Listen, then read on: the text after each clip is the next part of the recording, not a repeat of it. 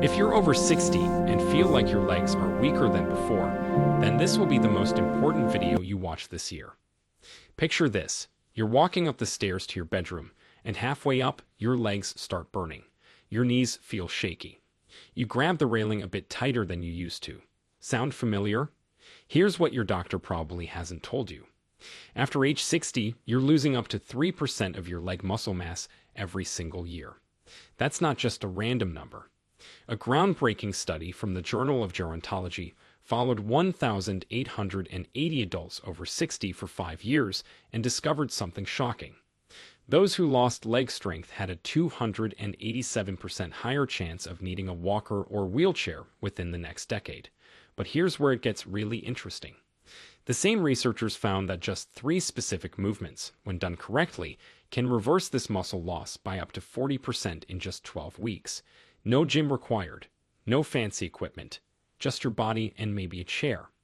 The number one movement on this list is so powerful that orthopedic surgeons at Johns Hopkins started prescribing it instead of knee surgery for certain patients. And get this, 70% of those patients canceled their surgeries after just 8 weeks because their leg strength improved so dramatically they didn't need the operation anymore. Before we begin, share with us in the comments now your age and where you're watching us from. We read and reply to every single comment. Now, without any further ado, let's get started.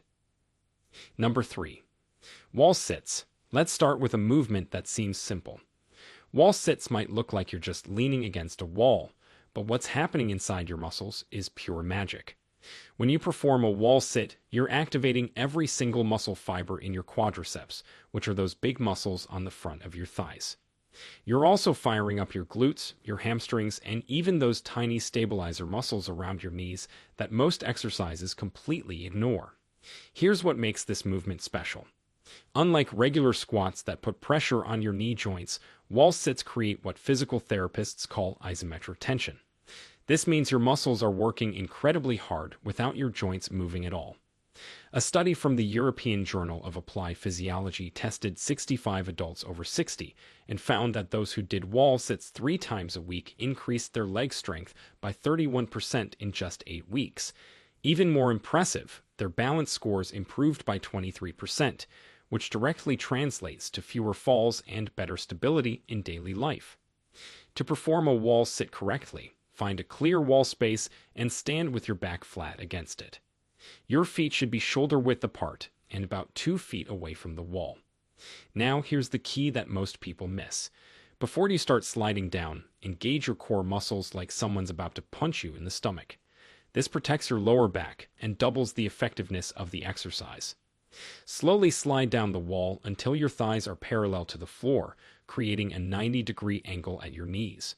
If that's too challenging at first, stop at 45 degrees and work your way down over time. Your knees should be directly above your ankles, not pushed forward past your toes. Press your entire back against the wall, especially your lower back. No arching allowed. Hold this position for 20 seconds to start.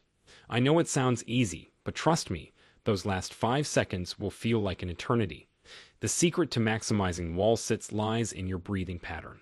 Most people hold their breath, which cuts off oxygen to your muscles and makes them fatigue faster. Instead, breathe slowly and deeply through your nose, counting 4 seconds in and 4 seconds out. This breathing technique increases your hold time by an average of 35% according to sports science research. As you get stronger, add 5 seconds to your hold time each week. The goal is to work up to holding for a full minute. Once you can do that, try lifting one heel slightly off the ground for 5 seconds, then switch. This advanced variation activates those smaller stabilizer muscles that prevent ankle rolls and stumbles. Do your wall sits first thing in the morning when your muscles are fresh, not tired from the day's activities. Research shows morning exercise adherence rates are 45% higher than evening routines for people over 60. Now let's move to something that might surprise you with its effectiveness. Before we continue, if you have been enjoying the video so far, hit that like button so more seniors can see it, and subscribe. We've got more powerful senior health tips videos coming every day, and you don't want to miss the next one. Number 2. Step-ups. This next movement is the one that rehabilitation centers worldwide use as their gold standard test for leg function. Step-ups mimic the exact motion you use climbing stairs, getting in and out of cars, and stepping up curbs. But here's what makes them remarkable. A research team at the University of Sydney studied 420 seniors and discovered that those who could perform 15 step-ups without stopping had an 82% lower risk of mobility issues 5 years later. The beauty of step-ups is they train your legs unilaterally, which means one leg at a time. This is crucial because we all have a stronger leg and a weaker leg. Traditional exercises like regular squats let your stronger leg compensate for the weaker one. Step-ups force each leg to work independently, eliminating muscle imbalances that lead to hip problems and knee pain. Start by finding a sturdy step, stair, or platform that's about 6 to 8 inches high. If you're worried about balance, position yourself next to a wall or railing you can touch for support. Stand facing the step with your feet hip-width apart. Here's where technique becomes everything. Place your right foot completely on the step, making sure your entire foot is on the surface, not just your toes. This is critical because using your full foot activates 40% more muscle fibers than standing on your toes. Push through your right heel to lift your body up onto the step. Don't cheat by pushing off with your back leg. The leg on the step should do all the work. Once you're standing on the step, slowly lower yourself back down, taking 3 full seconds to descend. This slow lowering phase, called the eccentric contraction, is where the real strength building happens. Your muscles have to work harder to control your body weight against gravity. The number one mistake people make with step-ups is moving too fast. Speed kills the effectiveness of this exercise. A biomechanics study from Melbourne found that slowing down the movement to a 3-second ascent and 3-second descent increased muscle activation by 67% compared to fast step-ups. Start with 10 repetitions on your right leg, then switch to your left. If 10 feels easy, don't add more reps yet. Instead, find a higher step. Research shows that increasing step height by just 2 inches increases the difficulty by 30%. As you progress over the weeks, aim for a step height that brings your knee to a 90-degree angle when your foot is on the step. This range of motion optimally strengthens your legs through their full functional pattern. For maximum benefits, perform your step-ups every other day, giving your muscles 48 hours to recover and rebuild stronger. On your off days, take a 5-minute walk to keep the blood flowing to your leg muscles. This active recovery approach has been shown to reduce muscle soreness by 40% and improve strength gains by 25% compared to complete rest. Pay attention to your knee alignment during the movement. Your knee should track directly over your second toe, not cave inward. If you notice your knee wobbling or moving inward, reduce the step height until you can maintain perfect form. Poor knee alignment is the fastest way to develop joint pain, and we're trying to eliminate pain, not create it. Now it's time for the game changer that surgeons are now recommending. Number 1. Single leg stands. This is it. The movement that orthopedic surgeons at Johns Hopkins are prescribing instead of surgery. Single leg stands might seem too simple to be the most important exercise, but the science will blow your mind. When you stand on one leg, your body activates 73 different muscles simultaneously just to keep you upright. Compare that to walking, which only uses about 20 muscles at a time. A landmark study published in the British Medical Journal followed 1,700 adults over 60 for 10 years. The results were staggering. Those who couldn't stand on one leg for 10 seconds had an 84% higher risk of death from any cause within the next decade. Let that sink in. Your ability to balance on one leg is literally a predictor of your longevity. But here's why single leg stands are number 1 on this list. They're the only exercise that simultaneously improves strength, balance, coordination, and bone density. When you stand on one leg, your body weight creates a vertical load through your leg bones. This compression stimulates bone cells called osteoblasts to lay down new bone tissue. A study from the American Journal of Medicine found that people over 60 who practiced single leg stands for just 5 minutes a day increased their hip bone density by 2.1% in 6 months.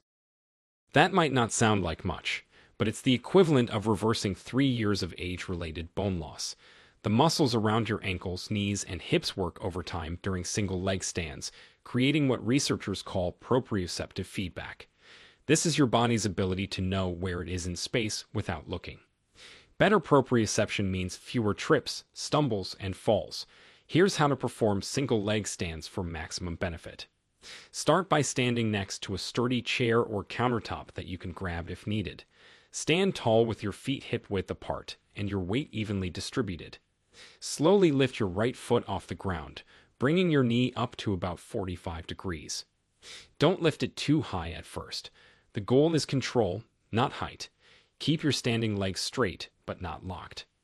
A slight bend in the knee protects the joint and engages more muscles. Fix your eyes on a single point straight ahead. Research shows that focusing on a stationary object improves balance time by 40%. Hold this position for 30 seconds, then switch legs. Now here's where most people go wrong. They think if they can balance for 30 seconds, they're done. Wrong. The real benefits come from progressive challenges. Once you can hold for 30 seconds with your eyes open, try closing your eyes. This removes visual feedback and forces your other balance systems to work harder. A Japanese study found that practicing with eyes closed improved reaction time by 28%, which is crucial for catching yourself when you trip. After mastering eyes closed, try moving your raised legs slowly forward and back while balancing. This dynamic movement pattern strengthens the hip flexors and glutes while challenging your stability in multiple planes of motion. The timing of single leg stands matters here more than you think. Perform them 3 times throughout your day. Once in the morning after you wake up, once after lunch, and once before bed. This spacing allows your nervous system to practice and consolidate the balance patterns multiple times, leading to faster improvements. Morning practice wakes up your balance system for the day ahead. Afternoon practice combats the muscle fatigue that builds up from daily activities. Evening practice has been shown to reduce nighttime falls by 45%, especially those middle-of-the-night bathroom trips where most falls happen. To really accelerate your progress, try the advanced variation that physical therapists use with elite athletes over 60. While balancing on one leg, slowly turn your head left and right, like you're saying no. This head movement challenges your vestibular system, which is the balance center in your inner ear. Start with 5 slow head turns each direction, building up to 10. A study from the Cleveland Clinic found that adding head movements to single leg stands improved overall balance scores by 52% more than standard single leg stands alone. Another advanced technique is to perform single leg stands on different surfaces.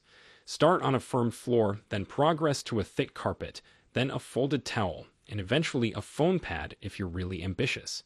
Each surface progression increases the difficulty by approximately 30% and builds what therapists call reactive balance, your ability to adjust to unexpected changes in terrain.